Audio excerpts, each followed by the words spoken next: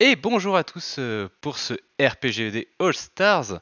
Aujourd'hui, je suis accompagné par Eletorn, maître de jeu qui nous fait des petits live plays sur sa chaîne que je vous invite à aller visiter. Et on va parler saveur.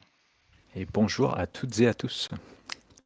Donc c'est vrai que les saveurs, tout ce qui touche au goût, c'est pas forcément quelque chose qu'on a l'habitude de voir dans le jeu de rôle. Même c'est un petit peu le sens oublié, le vilain petit canard. Ouais, comment vis-tu la saveur dans le jeu de rôle? Bah, moi, quand j'ai vu ce thème-là, en tout cas sur RPG Day, on va dire, j'ai pensé à trois trucs différents. Alors, le premier, c'est vraiment la traduction littérale, tu vois, le goût, on va dire, enfin, l'une des traductions, en fait, la traduction la plus facile en français, je pense, le goût est vraiment se limiter au goût. Après, je pense que flavor, on peut aussi le voir comme tous les sens, sûrement, ou aussi l'odorat au moins.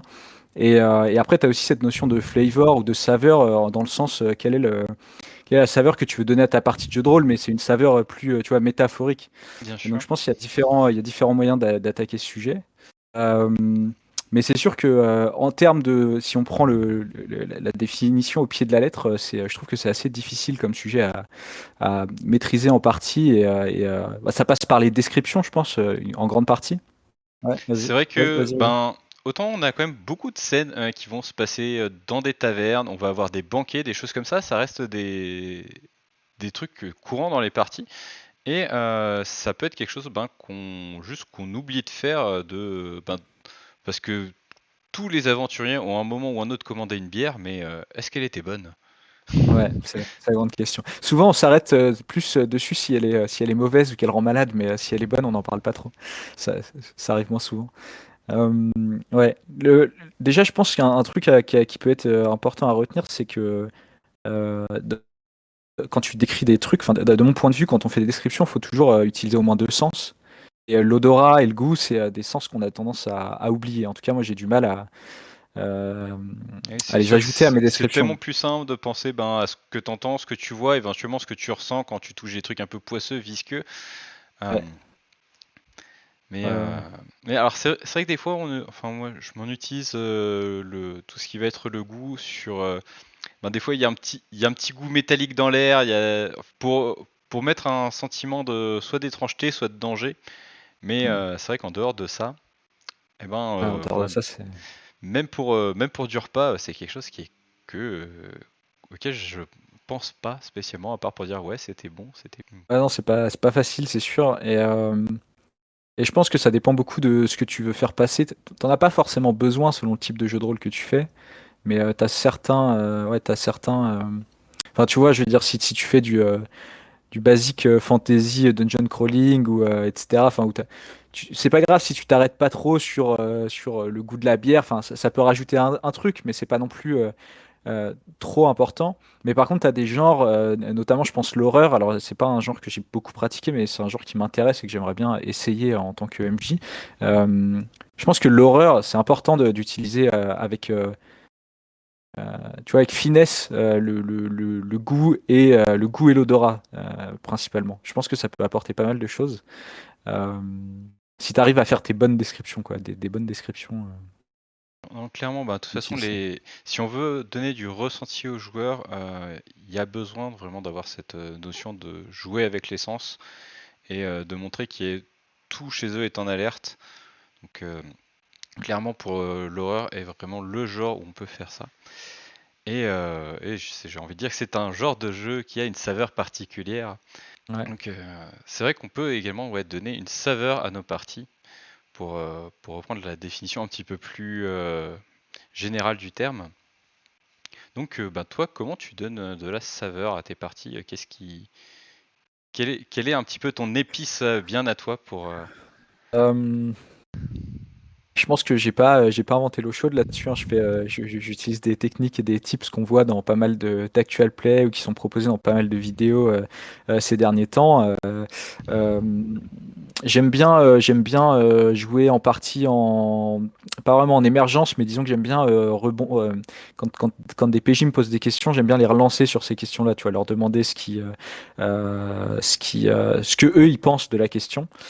Parce que je trouve que en termes je sais pas si on peut mettre ça dans la case de saveur, mais j'ai l'impression qu'un PJ qui va, par exemple, me dire, je sais pas, comment est habillé tel PNJ, et que je lui dis, bah, dis-moi comment il est habillé, qui va me répondre, bah, ce PJ-là, pardon, il va être beaucoup mieux, il va beaucoup mieux s'ancrer dans la réalité, tu vois. Enfin, dans la réalité du jeu de rôle. Et donc, faire ça, je pense que ça permet d'ancrer tes joueurs autour de la table. Donc ça, c'est un point.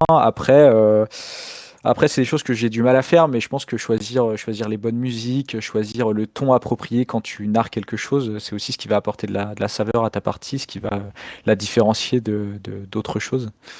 Du coup, pour, pour toi, on va dire dans l'imaginaire collectif du jeu de rôle, quand on te dit saveur, est-ce que ça te fait écho? Ben, peut-être à un jeu, peut-être à quelque chose en particulier, un PNJ.